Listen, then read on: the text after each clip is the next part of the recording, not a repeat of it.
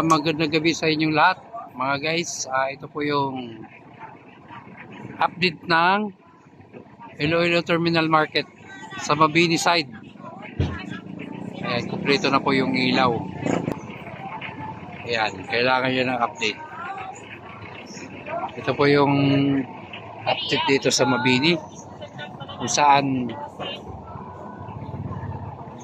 prepare na po yung maraming talong. Ayan, yan po yung Iloilo Terminal Market na logo.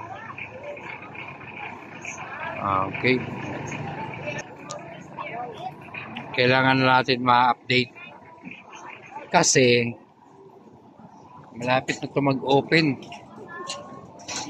So, mapapansin natin. Palengke kasi ito. Ayan po ang De Leon Street. Umiilaw na po. Salamat po sa inyong lahat. At doon sa dulo naman, wala pang supply. So hanggang dito lang muna ang aking update.